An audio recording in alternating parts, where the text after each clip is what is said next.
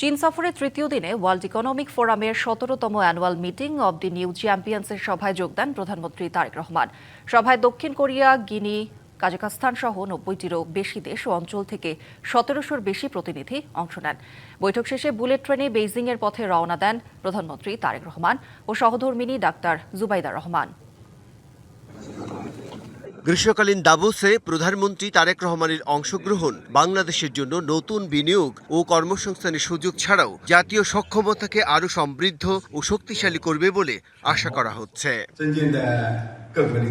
এই সভায় যোগদান শেষে প্রধানমন্ত্রী Tarique Rahman China railway construction, road and bridge corporation এবং চায়না মেশিনারিজ ইঞ্জিনিয়ারিং কর্পোরেশনের চেয়ারম্যানের সাথে আলাদা বৈঠক করেন।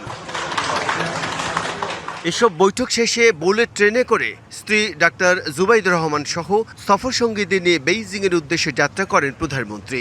বেইজিংয়ে দিয়াও উইতাই টেস্ট গেস্ট হাউসে অবস্থান করবেন তিনি।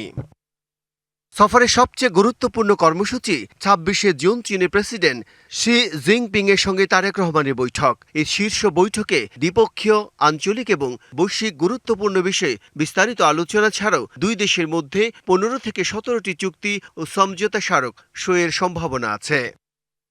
বিজয় কুমার দাস, ডিবিসি নিউজ।